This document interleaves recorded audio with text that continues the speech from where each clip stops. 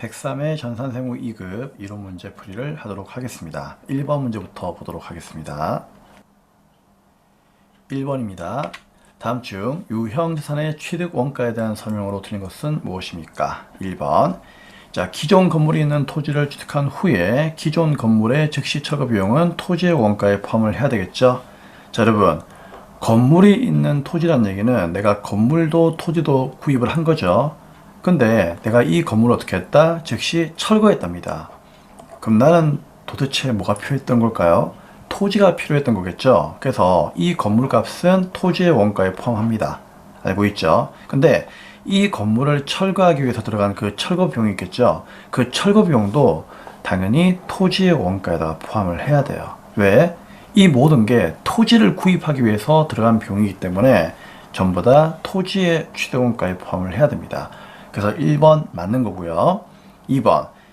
기계장치를 구입한 목적에 사용할 수 있을 때까지 발생한 설치비와 시운전비도 당연히 구입 시에 들어간 비용이므로 원가에 포함합니다. 맞는 말이죠. 3번. 유형자산 취득과 관련하여 발생한 제세공과금은 당연히 취득원가에다가 포함을 합니다. 당연히 맞는 말이에요. 틀린 것은 4번이 되겠습니다. 왜? 토지 등의 재산세죠. 재산세하고 종합부동산세는 우리나라 법에서 취득할 때 내는 게 아니고요. 매년마다 내는 거예요. 아시겠죠? 그래서 매년마다 이제 토지를 보유하는 기간 동안 정기적으로 납부하는 이런 세금들은요. 취득 시의 비용이 아니라 정기적으로 내는 거기 때문에 원가에 가산하는 게 아니고 세금과 공가라고 한 이름으로 처리를 해야 됩니다. 정답은 4번입니다. 2번 문제입니다. 다음 중 재무상태표상 자본과 관련된 설명으로 틀린 것은 무엇입니까? 1번. 자기유식을 취득한 경우에는요. 자기유식 자본조정 맞죠? 자, 아무튼 얘로 회계 처리하고 이를 처분할 때는요. 우리 자기유식 처분에서 이익이 나오면 어떻게 하죠? 자기유식 처분 이익으로 분개하죠. 자, 그게 이 말이에요. 이익이 발생한 경우에, 즉 처분했을 때 이익이 발생했다면 자기유식 처분 이익으로 처리한다. 맞는 말이죠. 이때 자기유식 처분 이익은 자본잉여금입니다. 2번. 감자차손은 자본조정이죠. 근데 이 자본조정인 감자차손은 감자차익과 우선 상계를 해요. 그렇죠? 우리 왜 자본거래 이익과 손실은 서로 상계하죠. 우선 상계하고 나서 그럼 남은 잔액이 있다. 그러니까 상계하고 나서도 계속 감자차손이 남았다는 얘기잖아요. 그때는 어떻게 한다? 그 잔액을 자본잉여금이 아니라 자본조정이죠. 감자차손은 자본조정 항목이기 때문에 상계하고 나서도 남는다면은 계속 그냥 뭐다? 자본조정으로 가면 되는 겁니다. 3번.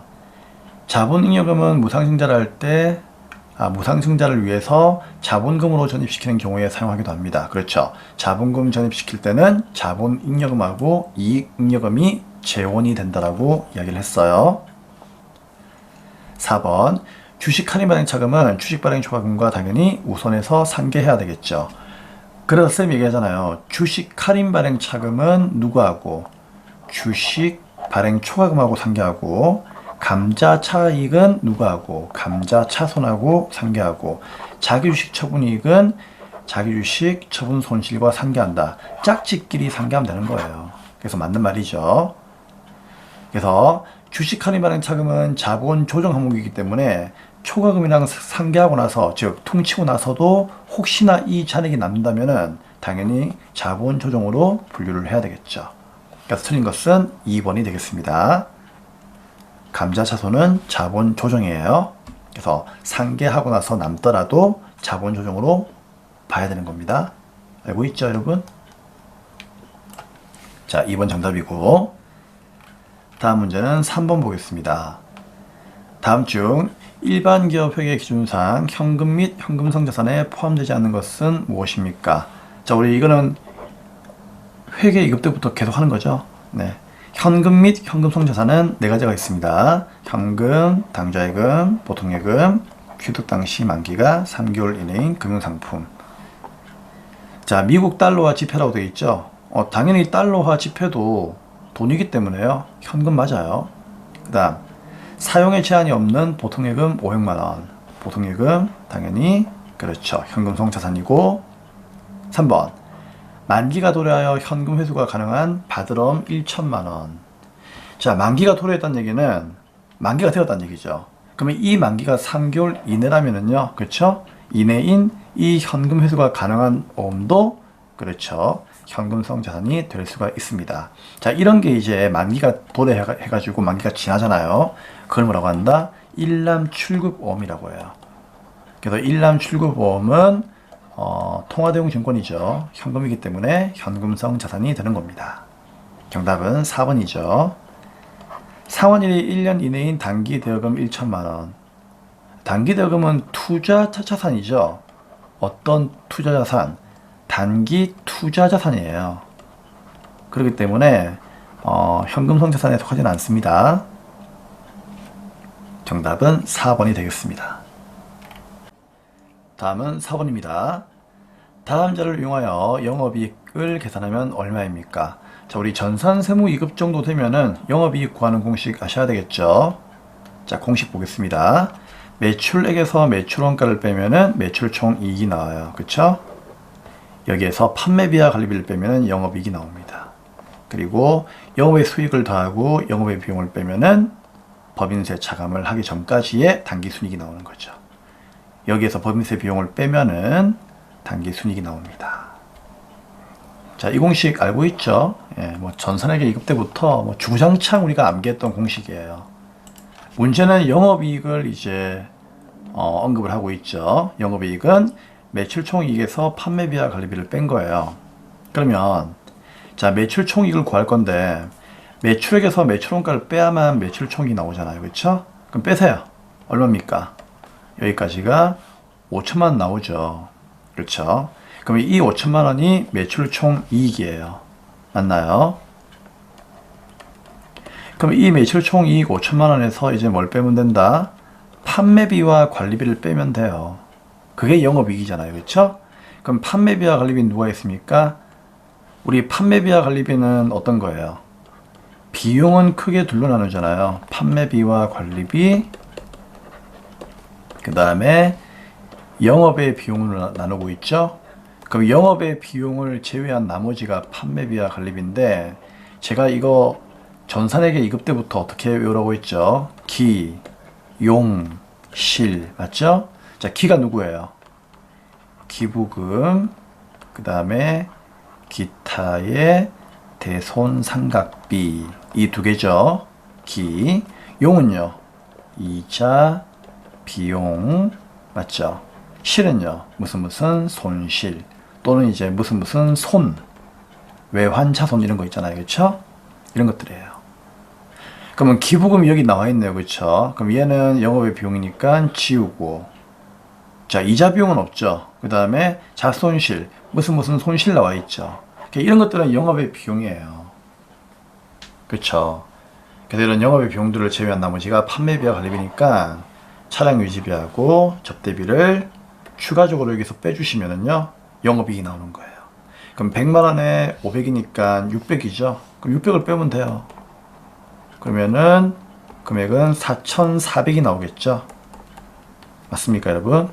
4,400. 이게 영업이익이 된다. 그 얘기니까 정답은 3번이 되는 겁니다. 다음은 5번입니다.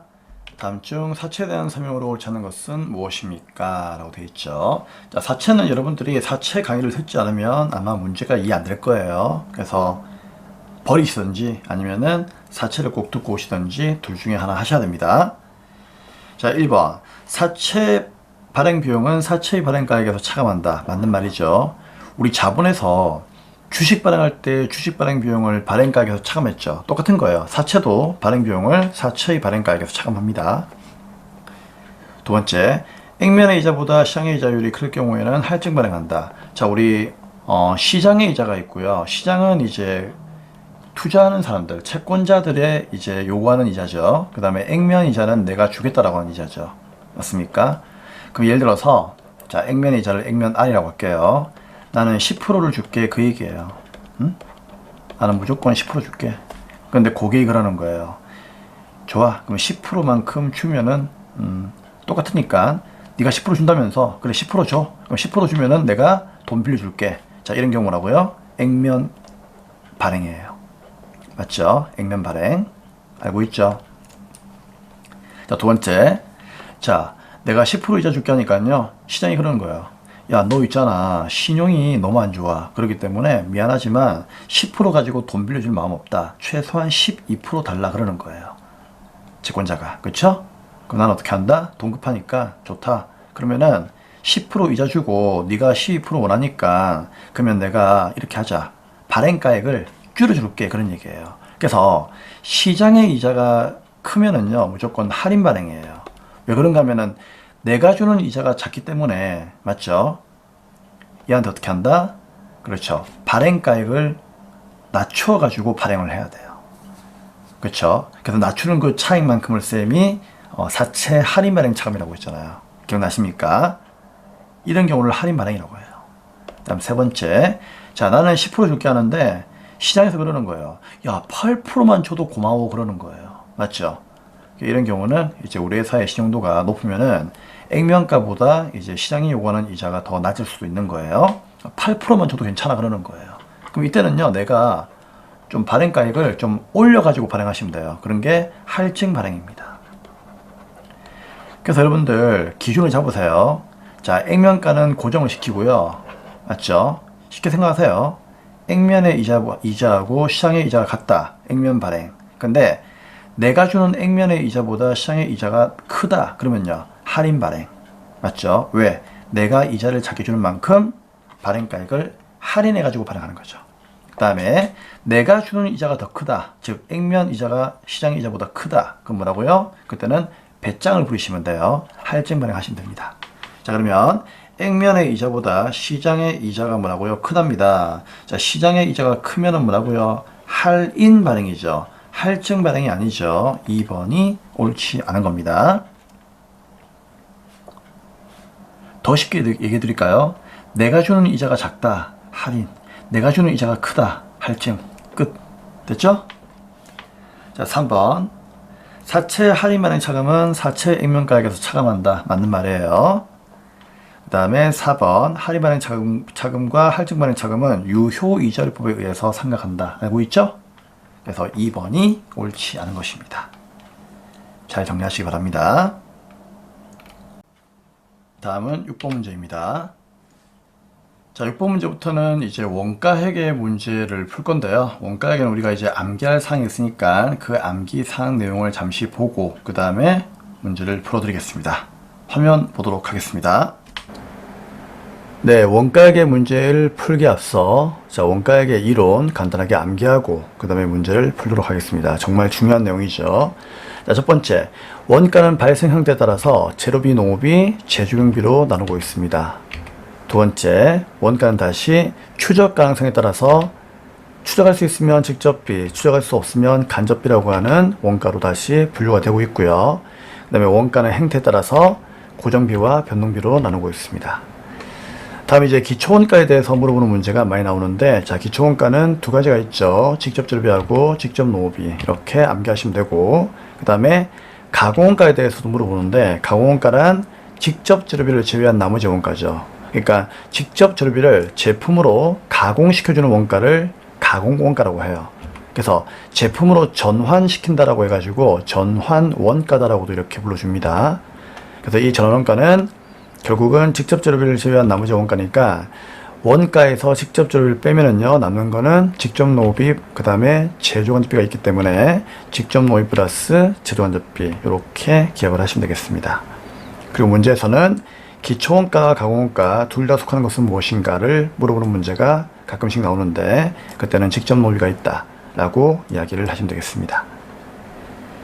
자, 그다음에 이제 의사결정을 할 때 이제 매물원가하고 기여원가에 대해서 개념을 물어보는데, 자, 매물원가는 의사결정에 전혀 영향을 주지 않는 원가죠. 꼭 기억하셔야 됩니다. 그래서 의사결정에 전혀 영향을 주지 않는다는 얘기는 과거에 이미 발생한 원가예요. 그러니까 과거에 이미 발생했기 때문에 현재 의사결정을 할 때는요, 전혀 영향을 주지 않는다는 얘기죠. 꼭 기억하시고요. 그 다음에 기여원가는 최선의 선택을 위해서 포기한 다른 원가 중에서 가치가 가장 높은 원가를 의미합니다. 그렇죠? 그 다음에 마지막으로 고정비와 변동비에 대해서 이제 요 두 가지의 그래프의 모양을 물어보는데, 먼저 변동비부터 보겠습니다. 자, 변동비는요, 생산량이 오른쪽으로 갈수록 증가하는 거죠. 그러면 생산량이 증가하면은 총 원가가 증가합니다. 그쵸? 하지만 누구는요, 단가는 일정합니다. 알고 있죠? 그래서 이 내용을 꼭 암기하셔야 되고, 반면에 고정비는요, 생산량이 오른쪽으로 증가할수록 전체 원가는 일정하지만 단가는요, 그만큼 감소할 수 있다. 기억나시죠? 같이 암기를 하셔야 됩니다. 그럼 거꾸로 갔을 때도 물어볼 수 있기 때문에, 자, 거꾸로 갔을 때는 어떻게 되겠습니까? 변동비는 생산량 감소하면은 총원가도 감소하고, 그렇죠? 하지만 단가는 그대로 일정합니다. 근데 고정비는 어떻습니까? 생산량 감소해도 총원가는 일정하지만 단가는 오히려 증가할 수가 있다, 그 얘기예요. 그렇죠? 그래서 거꾸로 갈 수도 있는 거기 때문에 이렇게 두 가지를 양방향으로 언제라도 물어볼 수 있으니까 꼭 암기를 해 주셔야 되겠습니다. 자, 그럼 이제 원가액의 문제 풀이하도록 하겠습니다. 그러면 6번 문제부터 보도록 하겠습니다. 다음의 자료는 하나의 제품인 비행기 제조와 관련하여 발생한 원가 자료입니다. 자, 비행기가 A가 있고 B가 있죠. 우리 비행기는 주문 생산하는 기업들이 사용하죠. 그래서 이 문제는 개별 원가 계산 문제예요. 일단 그걸 아셔야 돼요. 그러면 우리 회사가 A라고 하는 비행기도 주문을 받았고 B라고 하는 비행기도 주문을 받았는데 이 두 개는 따로따로 각각 개별적으로 원가를 계산해야 되겠죠. 그렇죠? 자, 그런 내용들을 아셔야 돼요. 그 다음에 이제 읽어보겠습니다. 하나의 실제 단기 제조 간접비는 120만 원 들었답니다.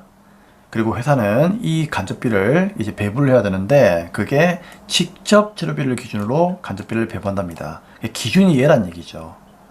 그럼 나중에 여러분들은 이 120을요 A와 B에다가 나눠줘야 되는데 나눠줄 때 직접 재료비가 많은 아이한테는 많이 주고 직접 재료비가 적은 아이한테는 적게 주면 되는 거예요. 그래서 얘 기준으로 곱하기 몇 분의 몇 하면 되는 겁니다. 어렵게 생각하지 마세요. 그리고 비행기 A의 단기 총 지원가는 얼마입니까? 자, 그러니까 얘의 단기 총 지원가가 얼마이냐를 묻고 있죠. 그러면 우리는 어차피 제공품 규정에서 배웠잖아요. 그렇죠? 단기 총 지원가는 뭐의 합이다? 직접 재료비, 직접 노무비, 제조간접비 이 세 가지 합이죠.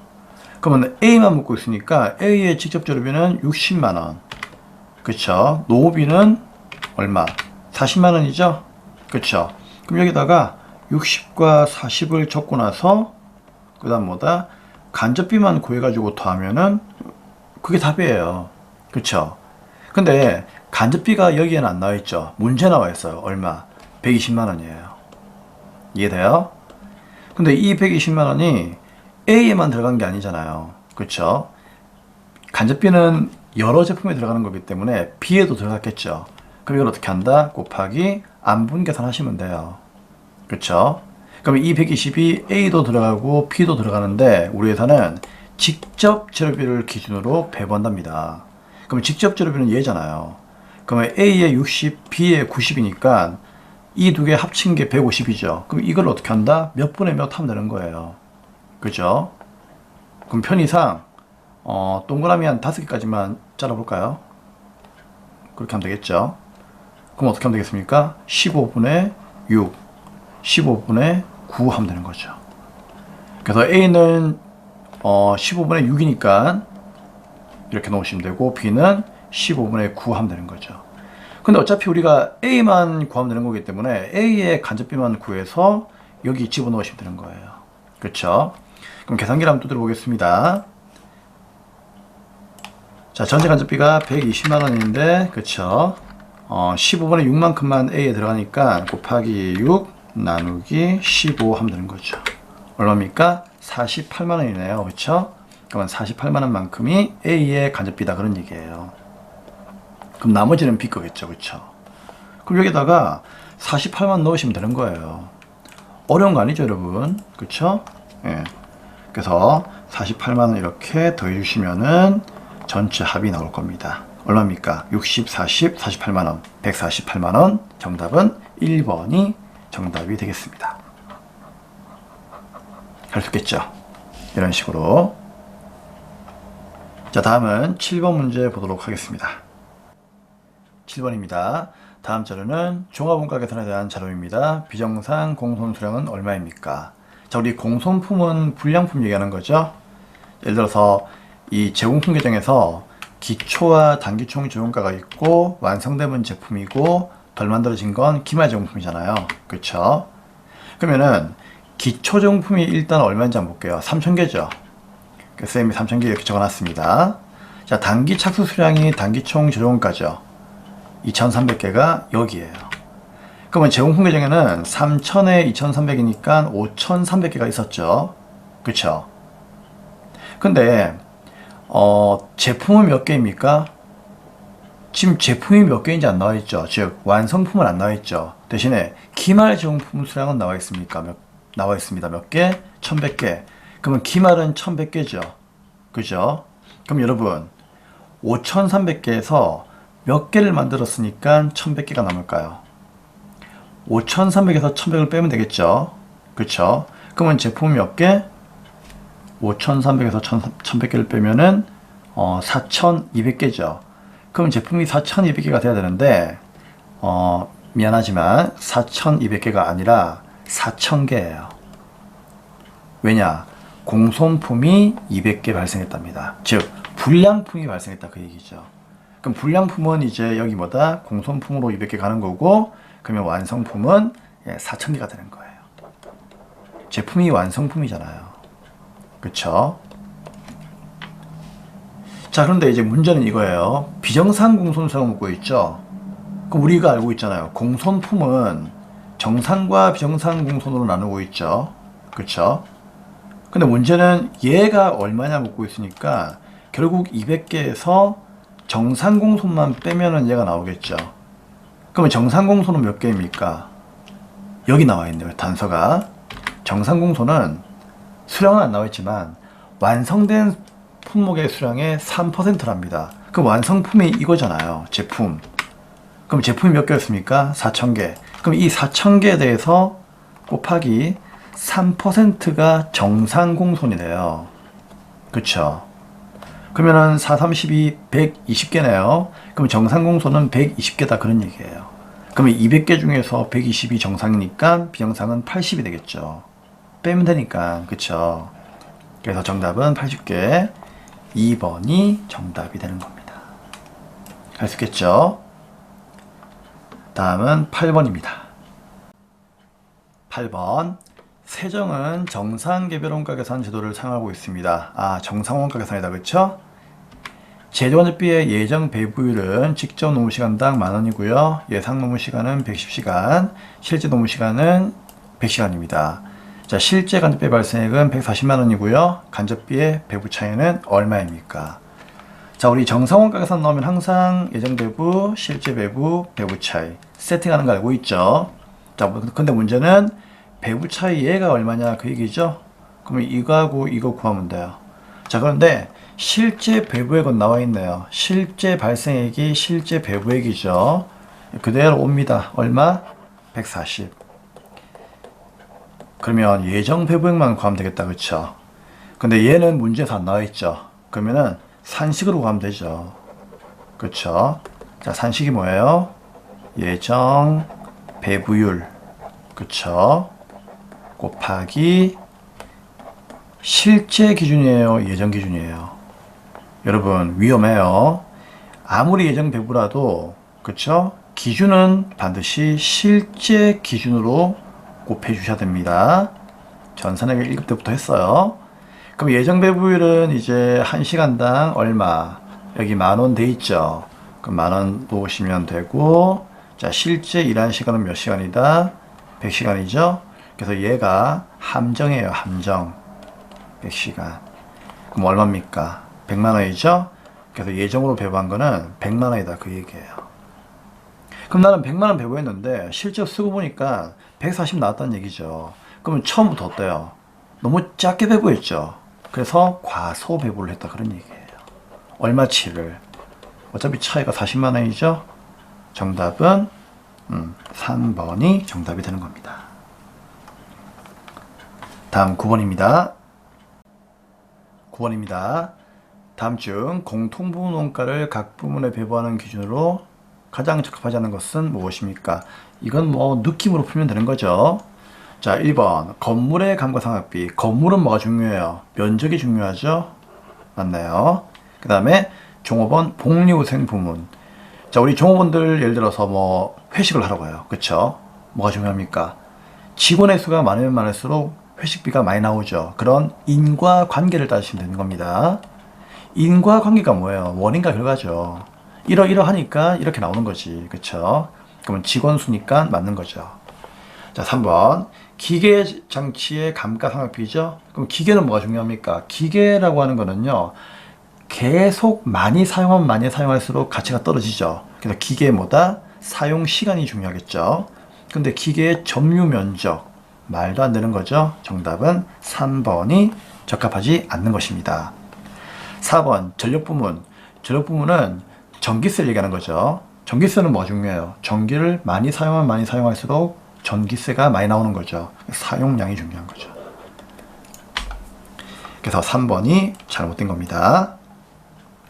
자, 다음은 이제 10번 문제 보겠습니다. 아래 그래프는 좀 줄일까요?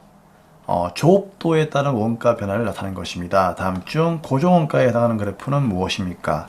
우리 고정원가는요, 어떤 거예요? 방금 우리 암기상에서 배웠죠. 고정원가는 그냥 쉬워요.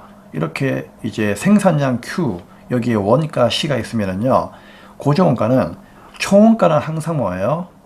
일정하죠.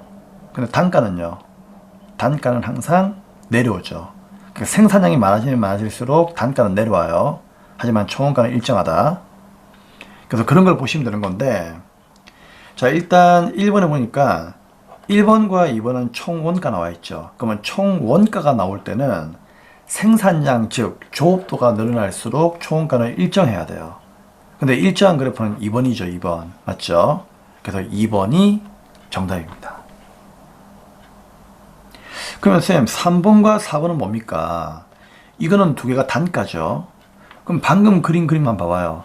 고정비는요, 생산량이 늘어나면 늘어날수록 단가가 줄어야 돼요. 근데 단가가 줄어야 되는데 이 두 그래프를 보니까 단가가 이렇게 주는 그래프가 없죠. 그래서 얘들은 말도 안 되는 거고요. 그래서 2번이 정답입니다. 네, 11번 문제부터는요, 이제 세무회계 이론 문제이죠. 자, 문제 보겠습니다. 다음 중 부가세법상 과세표준에 포함되는 것은 무엇입니까? 이 문제 빈출이죠. 예. 쌤이 시험만 치면 나옵니다 라고 해가지고 과세표준이 다른 말로 공급가액이죠. 똑같은 말이에요. 그래서 과세표준에 포함하는 것, 포함하지 않는 것, 그 다음에 공제하지 않는 것 얘기해줬죠? 포함하는 것은 다하는 것이고, 포함하지 않는 건 빼는 것이고, 공제하지 않는 것은 그냥 가만히 두어라 그 뜻이죠? 근데 공급가액에 포함하는 거는 이렇게 네 가지 꼭 기억하라고 했죠. 할부이자, 그 다음에 대가로 받는 운반비, 보험료, 보장비, 하용료, 그 다음에 각종 세금들, 그 다음에 제3자 마일리지로 결제받는 경우. 기억나시죠? 그래서 이런 경우에는 과표에 포함하죠. 그래서 정답은 1번이 되겠습니다. 하지만 매출 애누리와 환입, 매출 할인은 그쵸? 팔았다가 이렇게 뭡니까? 반품당하거나 깎는 거기 때문에 이런 거는 이제 팔았다고 볼 수 없는 거죠. 그러니까 공급이 아닌 거기 때문에 포함하지 않는 것이죠. 그래서 여기에는 이 내용이 잘라가지고 이제 2번, 3번, 4번으로 있었던 겁니다. 자, 나머지를 한번 참고해서 읽어보시길 바라겠습니다. 네, 다음은 12번입니다. 다음은 영세율에 대한 설명입니다. 가장 틀린 것은 무엇입니까? 자, 우리 영세율 제도라고 하는 것은요, 왜 만든 거예요? 첫 번째, 이건 아셔야 되겠죠. 수출을 촉진하기 위해서 만든 거죠. 두 번째는요, 자, 우리 영세율 정도 되게 되면은요, 수출한 나라가 영세고, 수출한 나라가 영세면은 0%니까 과세 안 하는 효과가 일어나는 거죠. 대신에 뭐다? 수입을 해가지고 소비한 나라에서는 당연히 과세가 되는 거죠. 그러면 어때요? 이중과세가 방지가 되잖아요. 그쵸? 그래서 이중과세가 방지가 되는 겁니다. 그래서 수입하는 나라에서 과세하는 효과가 되기 때문에 수입하는 나라는 그 물건을 소비한 나라죠. 그래서 쌤이 소비지국 과세원칙이다라고 했잖아요. 소비한 국가에서 과세한다. 맞죠?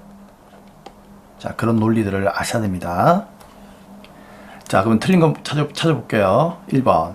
영세율 제도는 소비지국에서 과세하도록 함으로써, 맞는 말이죠. 소비지국 과세 원칙 얘기하는 겁니다. 국제적인 이중과세를 방지하고자 하기 위한 제도이다. 맞는 말이고요. 2번. 국에서 공급하는 용역에 대해서는 영세율을 적용해야 되겠죠. 왜냐면 이것도 용역을 국에서 제공하면은 그 용역 수출이기 때문이에요. 그래서 용역의 수출도 영세입니다. 드린 것은 2번이죠. 가장 대표적인 케이스가 건설 용역이죠. 현대건설이 국내에 있는 국내 기업이죠. 그런데 다른 나라 가서 뭐 아파트나 이런 건물 지어주게 되면은요, 그런 경우는 이제 건설 용역을 해외에다가 수출했다 해가지고 이런 경우에도 영세율을 적용합니다. 참고로 건설업은 용역업체인 거 알고 있죠? 3번. 피거주자나 외국법인의 국내 거래에 대해서는 영세율을 적용하지 아니함을 원칙으로 합니다. 왜냐하면 국내에서 거래하는 거니까, 그렇죠? 그래서 원래는 이게 이제 원칙인데 문제는 뭐다? 상호 추이에 따라서 영세율을 적용할 수도 있습니다. 예를 들어서 뭐 주한미군, 그렇죠? 예, 그런 경우 또는 이제 외국법인들 그런 경우 이제 달러화로 이제 결제가 되게 되면은요, 영세율이 적용됩니다.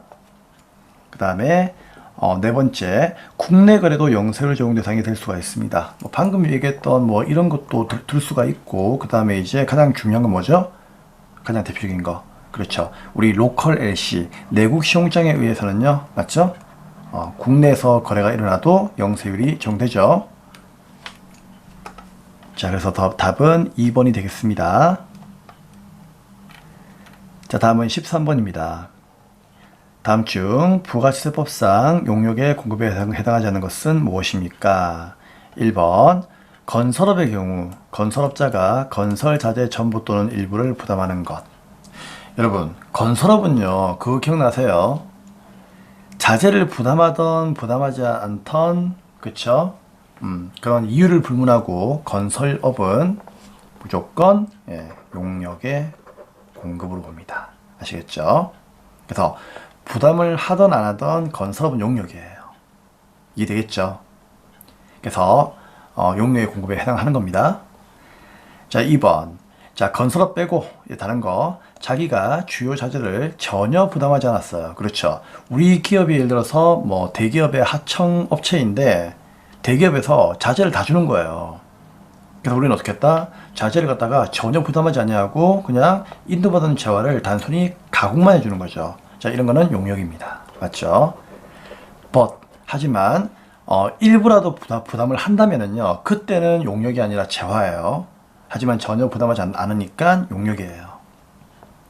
3번. 상업상, 과학상, 지식경험 또는 숙련에 관한 정보를 제공한다. 당연히 용역이죠. 정답은 4번이죠.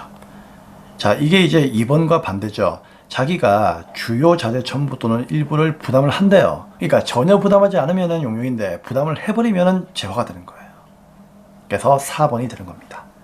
그게 이제 쌤이 방금 2번에서 설명했던 내용이었죠. 그렇죠? 자, 쉽게 생각하세요. 우리 회사가 대기업의 하청업체다. 근데 대기업에서 모든 원자재를 다 주는 거예요. 그래서 난 뭐다? 단순하게 가공만 해주었다. 이건 용역이에요. 아시겠죠? 근데 조금이라도 내가 부담을 해가지고 가공했다면요, 그러면은 재화가 되는 겁니다. 자, 다음은 14번입니다. 이제 14번, 15번은 소득세죠. 소득세는 너무 외울 게 많으니까 풀 수 있는 건 풀고요. 풀 수 없는 건 버리세요. 어떻게 할 수가 없다. 자, 14번 좀 지엽적인 문제인데 그냥 설명만 듣고 넘어갑시다. 다음 중 소득세법상 소득공제 및 세액공제 판단 시점에 관한 내용으로 틀린 것은 무엇입니까? 1번. 인적공제 나이 판정 시 과세기간 종료일인 12월 말날의 상황으로 보는 것이 원칙이다. 맞는 말이죠. 자, 소득세는요, 과세기간이 1월 1일부터 12월 말까지이기 때문에 12월 말일날을 기준으로 해가지고 우리가 판단을 해야 되는 겁니다. 그래서 이때 상황으로 보는 것이 원칙이에요. 자, 하지만 예외적인 케이스가 있습니다. 자, 그게 바로 뭔가 하면은 이날의 전날이에요. 자, 무슨 말이냐? 자, 2번 한번 볼게요. 과세기간 중 장애가 치유된 자에 대해서는 치유일 전날의 상황에 따른다. 무슨 말인가 하면은, 예를 들어서 1년 동안 장애인으로 이제 지내고 있었으니까 장애인 공제가 되겠죠. 그쵸? 근데 12월 말 날에 있잖아요. 내가 장애가 치유가 된 거예요. 그럼 12월 말 날부터는 내가 이제 장애인이 아닌 거죠. 이해됩니까? 그러면 364일 동안 내가 장애인으로 지내고 있다가 365일째 되는 날, 이 단 하루 이날에 이제 장애가 치유가 되었다고 해서 장애인 공제가 안 되게 되면은 약간 이제 좀 불합리가 생기겠죠. 그렇죠? 그렇기 때문에 그 전날을 기준으로 보는 거죠. 그래서 이런 경우는 이제 원칙이 아니라 예외적인 케이스입니다. 아시겠죠? 그래서 12월 말날에 우리가 장애가 완치가 되더라도 장애인 공제를 받게끔 해주기 위해 가지고 치유일 전날의 상황에 따르는 거예요. 그러면 12월 말날에 내가 만약에 치유가 되었다면 12월 30일 날에는 장애인이었으니까 그대로 장애인 공제가 이루어진다는 얘기입니다. 그러면 내년부터는 이제 장애인 공제가 안 되겠죠. 그래서 이런 경우에는 예외적으로 치유일 전날을 본다. 그 정답 몇 번? 네, 3번이 틀린 거죠. 자, 얘가 이제 2번과 똑같은 논리예요. 과세기간 중 사망한 자에 대해서는요, 사망일의 상황에 따른다가 아니라 사망일, 그렇죠, 전날의 상황에 따른다. 그래서 이런 경우가 2번의 논리와 같은 내용입니다. 그래서 전날 이렇게만 기억하시면 되고요. 자, 4번. 나의 판정 시 해당 과세기간 중에 요건을 충족한 날이 하루라도 있으면 공제 대상자로 한다. 맞는 말입니다. 그래서 틀린 것은 3번이다. 다음 15번. 다음 중 소득세법상 종합소득금액에 대한 설명으로 옳은 것은 무엇입니까? 자, 우리가 아는 범위에서 풀면 됩니다. 1번. 종합소득금액은 2배사 근연기 맞죠? 모두 합산한 것을 말한다.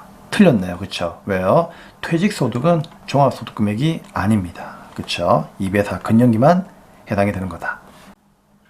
2번. 원천징수된 소득은 종합소득금액에 포함될 수 없다? 아니죠. 포함될 수 있고 포함되지 않을 수도 있어요. 왜 그런가 하면은 원천징수는요, 두 가지가 있거든요. 하나는 뭐가 있습니까? 예납적 원천징수가 있죠. 예납적 원천징수는 선생님이 뭐라고 했죠? 종합과세라고 얘기했습니다. 기억나십니까? 기본 강의 때 얘기 드렸습니다. 그 다음에 두 번째 뭐가 있죠? 완납적 원천징수라고 하는 게 있다고 했죠? 완납적 원천징수가 바로 분리과세예요. 기억나시죠? 그럼 이 분리과세는 소득금액에 포함이 안 되죠. 그래서 쌤이 왜 분리과세는 소득이 없는 겁니다라고 쌤이 생각을 하고 있잖아요. 그렇죠? 그러면 이거는 뭐다? 당연히 포함이 안 돼요. 하지만 예납적 원천징수는 소득금액에 포함을 합니다. 그렇죠? 주로 누가 있죠? 여러분 월급 주게 되면은요, 세금 떼고 주죠. 그럼 세금 뗀 게 원천징수가 된 거죠. 그럼 그걸로 세금의 관계가 끝나는 겁니까? 아니죠. 다음 연도에 이제 확정신고할 때 어떻게 한다? 다시 그 월급에 대해서 종합소득금액에 넣어가지고, 맞죠? 정확한 세금을 확정 짓고 기존에 뗐던 세금을 기납부세금으로 차감을 하고 나머지를 내는 거예요. 그렇죠? 그래서 얘는 세금의 관계가 종결되지 않았기 때문에 나중에 확정신고 때 다시 종합소득금액에 포함을 해가지고 계산을 해야 됩니다. 3번. 부가세법상 영세율 적용 대상에서 발생하는 매출은 소득세법상 소득금액에서 제외한다? 아니죠. 매출이 사업자의 소득금액인데, 그쵸? 어떻게 이걸 소득금액에서 제외합니까? 당연히 사업소득금액에 포함을 해야 되는 거죠. 그쵸? 그래서 1번, 2번, 3번은 틀렸으니까 4번이 정답이 되겠습니다. 해당 연도 사업소득에서 발생한 결손금이 있답니다. 자, 이거를 해당 연도 다른 종합소득금액에서 공제합니다. 그렇죠. 사업을 해가지고 결손금, 회계에서 말하는 단기순 손실이죠. 이런 것들은 어떻게 한다? 다른 소득금액과 퉁치면 됩니다. 단, 부동산 임대업을 영위하지 않았답니다. 뭐 영위하지 않았으면 뭐 이거는 그냥 무시하시면 되는 거죠. 네. 자, 그래서 다른 종합소득금액에서 공제를 하시면 됩니다. 부동산 임대업을 영위하면은요, 이건 뭐다? 부동산 임대업에 대한 소득 결손은요, 이 부동산 임대 소득 금액과 퉁치는 거죠. 그렇기 때문에 이런 단서가 나온 겁니다. 여기서는 그냥 무시하시면 될 것 같아요. 네, 이렇게 해서 백섬의 전산 세무 2급 이론 강의는 마무리를 하도록 하겠습니다. 네, 고생 많으셨고요. 자, 다음 회차에서 뵙도록 하겠습니다. 감사합니다.